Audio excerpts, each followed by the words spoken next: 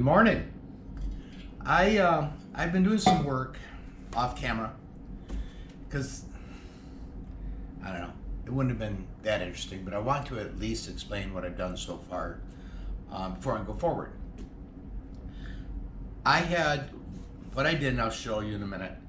The tail block and the head block, the two ends of the guitar, were just pieces of mahogany, and what I had to do is get those ready to mount those and glue the top together.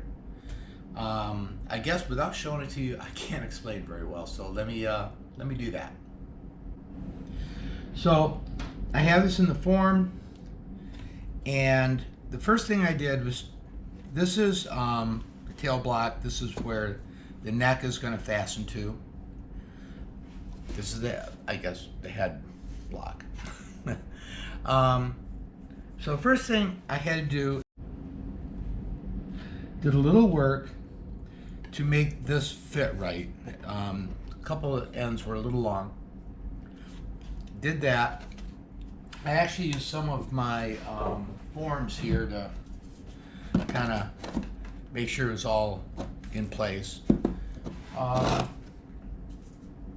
Then, okay, I knocked the corners off with my table saw.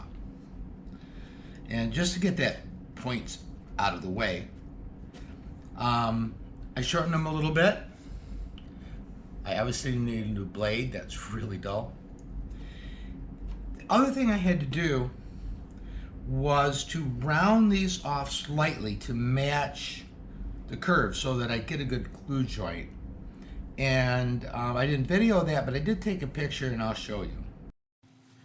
I placed the form on end in my vise and attached a piece of 60 grit sandpaper with a little bit of spray-on adhesive.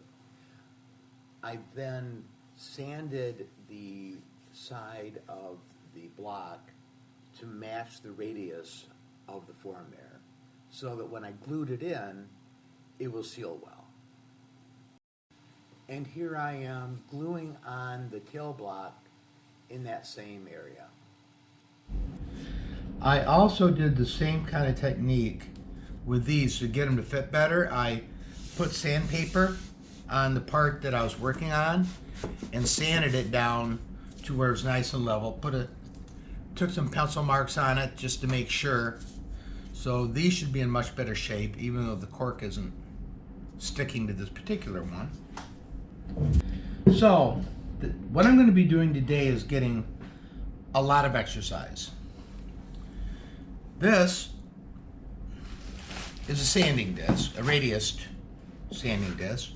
It's a 15 foot radius. And this is what I'm going to use to do the back. It has the largest radius. The front has 40. So I'm going to start with the hard part. And what I'm going to be doing, and no, I won't make you watch this, is I got to fasten this down or it's not going to work. But I'm going to be turning this back and forth to sand these down, to basically so that this meets here, and when I put on the back, it all sit well. I'm going to do this before I put on the liner, because otherwise I'd be sanding away too much of the liner. So that's the next step. So this is where I was going to, for the first time, do a solid liner. That's not what I ordered. So I'm just doing the same old curved run-of-the-mill liner. And I've done this before on another video, so I'm probably not going to belabor it too much. But let's at least do a little bit here. I have some clips at the rack, and kind of broke on me here. It tends to want to do that going around the waist because of the sharp turn.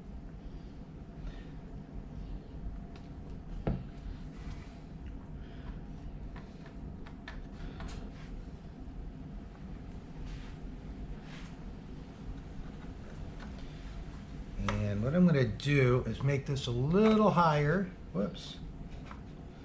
So it has room to put that angle on it.